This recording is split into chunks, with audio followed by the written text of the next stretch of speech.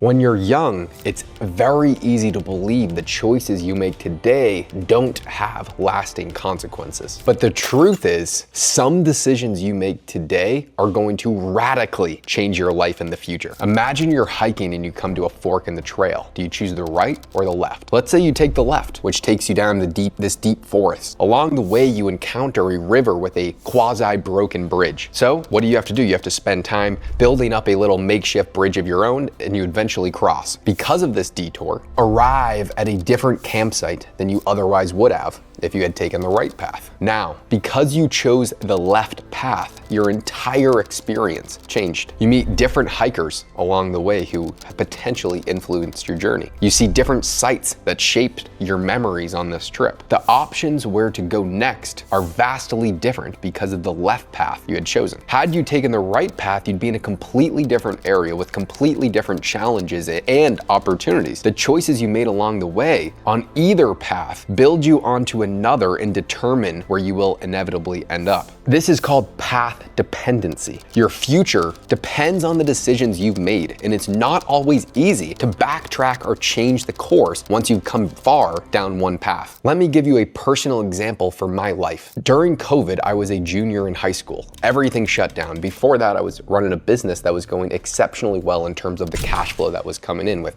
my best buddy. And during COVID, all that stopped. I decided, well, I really like this business thing. I'm bored inside. I'm gonna start to study economics and business. And then I got down a massive rabbit hole. Became a mega libertarian. I was reading books like Atlas Shrugged, George Orwell, anything that I could get my hands on. At that point, I had made a cognizant decision that instead of going to school my senior year of high school, I was going to try and apprentice myself under a successful business owner. My goal and objective was to learn how to make money. And I made the decision that I would rather do that from someone who had already made money and not from a college professor who is teaching you a curriculum and is driving a beat up car. I had also thought that up until that point, I thought the school system encouraged me to hate learning. My entire life I hated learning. If you asked me anything, I would have been bored. But I didn't hate learning, I hated the current school system. Now learning is one of my favorite things in the world to actually do. So I was reaching out to dozens of people per month. Dozens of people asking to work for them for free, asking if I could pay to work for them, asking if I could pay them a percentage of what I earned after I worked for them for a 10-year period of time. That means if they taught me a lot, I would be paying them exceptional amounts of money. I didn't really get any takers. I made some memorable friends that were very successful, but I didn't get anything. So I knew I had to get more extreme. There was one person in particular that I really wanted to work for. He was having a birthday party in Arizona, and he just posted online, if anyone wants to show up, you can. At that point, I was living in Boston. I had never been on a plane in my entire life before this. And what did I decide to do? I said, I'm 100% going to that party and I'm gonna meet this guy and I'm gonna see if I can work for him. But before that, I'm gonna get his logo tattooed on my leg. I need to get extreme. I need some skin in the game. What better way? So I got his logo, which is based off my favorite book, Atlas Shrugged. Flew to Arizona and met the guy who I really look up to at the time, George Gammon. And I didn't start working for him then. That was one fork in the road. But what I did get set me up to where I inevitably did start working for George. I got his personal email, which with hyper successful people, it's almost impossible to get. And then months went on. I sacrificed everything. Even though I was getting opportunities to start to hang out with all my friends, everything was open and back up. All I did during high school is I would drink and party on the weekends. I stopped doing all of that. I still wanted to do all of that. I wanted to go have fun with my friends. I wanted to do a bunch of things. I sacrificed everything. I just isolated myself in my house and I just studied all day, every day with the entire intent of almost desperation, trying to figure something out because you don't want to disappoint all those people around you. When you're a senior in high school, everyone asks, what are you doing after this? And the disappointment on people's face when you say, I don't plan on going to college, I'm gonna figure something else out. Everyone thinks that you're just an idiot. And so at that point, I felt like I had something to prove. I was like, fuck you guys, you have no clue what you're talking about.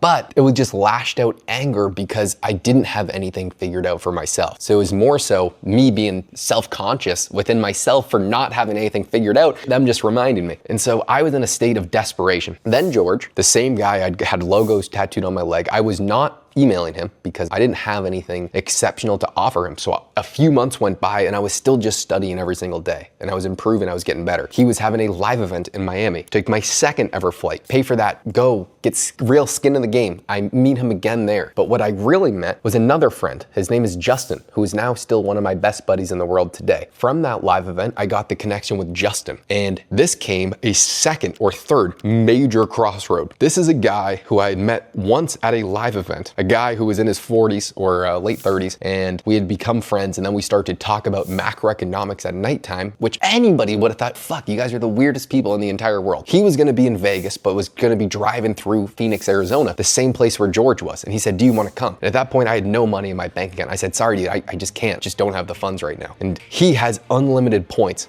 because he'd arbitrage airline points back in the day. So he has unlimited points. He said, well, it's free for me. You're more than welcome to join it. He booked a flight. And I said, well, the optics look really bad here. This was right when, during senior graduation, and there was graduations party going on. And I was going to graduation parties. And I remember someone asking, so what are you doing? I said, well, I'm gonna go to Vegas, but I'm gonna fly into Phoenix and then I'm gonna drive up to Vegas with a older friend of mine that I met at a macroeconomic conference in Miami. And everyone said, dude, you are the stupidest motherfucker alive. No one thought that this was a good decision. There was not a single person in the world I talked to that said this is good, but I trusted my gut. And I said, I don't know what is going to come out of this, but I trust myself to figure it out. Before that though, I emailed George. I say, hey, is there any way I can buy you dinner? I'm going to be in Phoenix between these dates. And he said, yes, that would be wonderful. So I fly into Phoenix, we get dinner with George. And after that, George asked if I want to work with him because of that dinner. Then me and Justin, we go to Vegas and we have a good time. We're just friends. But these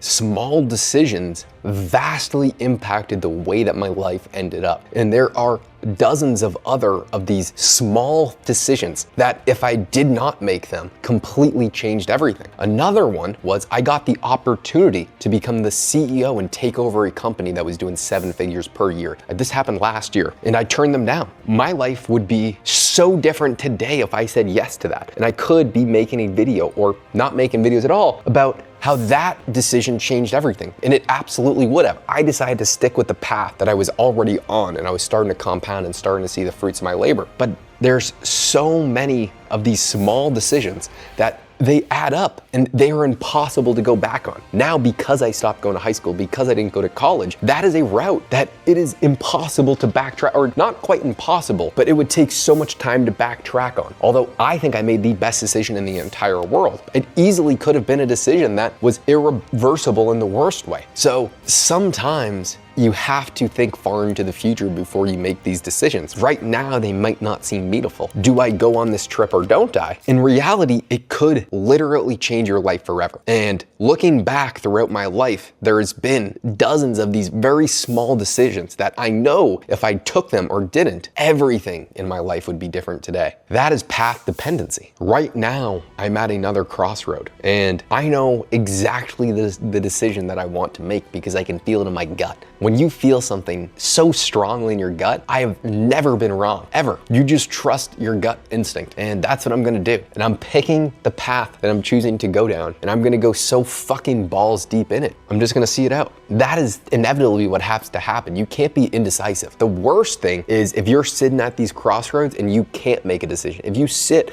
in the middle, deciding to go left or right for 5 years, you make no progress. I think it's better just jump in the deep end and figure it out with a lot. I mean, you don't do that instantly, but you gotta think things through a little bit. So my question for you would be is, what decision are you making today that is vastly going to impact the rest of your life? And if you really think about it, you probably can think about it. You probably can foresee how it plays out. I mean, that goes down to the eating habits that you're making, your working out habits, your lifestyle. Everything is going to really impact who you are in the position you're in the future, because all you really are today is a result of your past decisions. So if those were good decisions, you are probably in a really good spot right now. But that also means your future self is really only the person you are today and the decisions you continue to make over time to become that person.